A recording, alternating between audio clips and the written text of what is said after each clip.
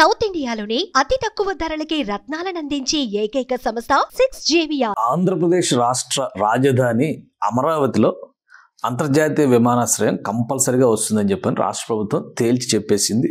అది కూడా ఇప్పుడున్నటువంటి విమానాశ్రయాలకి భిన్నంగా దుబాయ్ తరహాలో ఒక కమర్షియల్ మోడల్ విమానాశ్రయం రావాలి, అక్కడ మల్టీపర్పస్ యాక్టివిటీస్ ఉండే విధంగా ప్లాన్ చేస్తామని చెప్పని ఆంధ్రప్రదేశ్ మంత్రి నారా లోకేష్ గారు గతంలోనే ట్వీట్ చేశారు. దానికి సంబంధించినటువంటి చర్చలు, సంప్రదింపులు, జరుగుతున్నటువంటి ఒప్పందాలపైన కసరత్తు, వీటన్నిటి గురించి కూడా అందరికీ తెలిసిందే. చాలామంది విజయవాడ పక్కనే ఉండగా అమరావతి ఎందుకు అని కూడా ప్రశ్నించారు. ఫైనల్గా ఇప్పుడు రాష్ట్ర ప్రభుత్వం ల్యాండ్ పూలింగ్కి సన్నద్ధమైంది.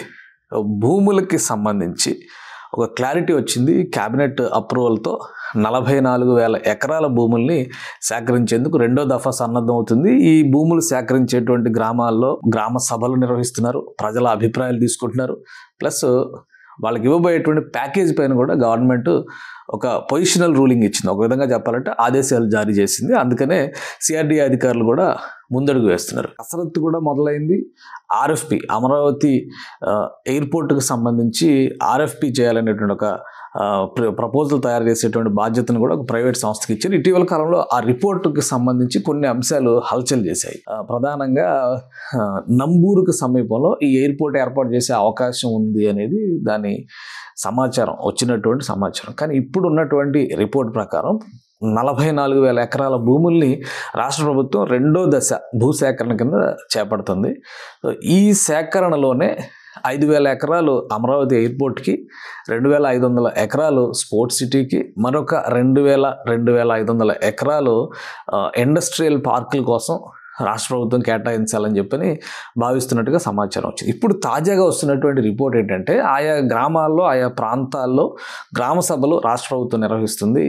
రెండో దశ భూసేకరణకి క్యాబినెట్ గ్రీన్ సిగ్నల్ ఇచ్చింది. దాని విధి విధానాలను కూడా ఆంధ్రప్రదేశ్ ప్రభుత్వం ఒక జియో రూపంలో తీసుకొచ్చింది. కాబట్టి వాటిని వివరించి భూ సమీకరణకి అధికారులు ప్రయత్నాలు చేస్తున్నారు. ఇప్పుడు తాజాగా వస్తున్నటువంటి అప్డేట్ ఏంటంటే పెదపరిమి కేంద్రంగా అమరావతి ఇంటర్నేషనల్ ఎయిర్పోర్ట్ కట్టేటువంటి అవకాశాలు ఉన్నాయనేది ప్రాథమికమైనటువంటి సమాచారం. ఎందుకంటే ఈ ఆర్ఎఫ్పి చేసేటువంటి సంస్థ కానీ, అలానే కొన్ని అధ్యయనాల ద్వారా వచ్చినటువంటి నంబూరు సమీపంలో కనుక ఎయిర్పోర్ట్ ఏర్పాటు చేస్తే అక్కడ దగ్గరలో ఎకలాజికల్ ఇష్యూస్, పర్యావరణపరమైనటువంటి సమస్యలు ఉన్నాయనేది ప్రభుత్వం గుర్తించింది. కాబట్టి దాన్ని ప్రతిపాదించడాన్ని పక్కన పెట్టి ఒక విధంగా పెదపరిమి కేంద్రంగా, అంటే పెదపరిమిని ఇట్లా ఒక ఉత్తర దిక్కుగా చూస్తే కనుక ఇటు తూర్పు వైపున నీరుకొండ, దక్షిణం వైపున తాడికొండ, అలానే ఇటువైపు పశ్చిమం వైపు లేమల్లె, నిడుమర్రు ఇట్లాంటి విలేజెస్ ఉన్నాయి. సో ఈ స్క్వేర్ యాంగిల్లో ఉన్నటువంటి భూముల్ని అక్కడంతా కూడా బల్లపరుపు భూమి ఎక్కువగా ఉంది.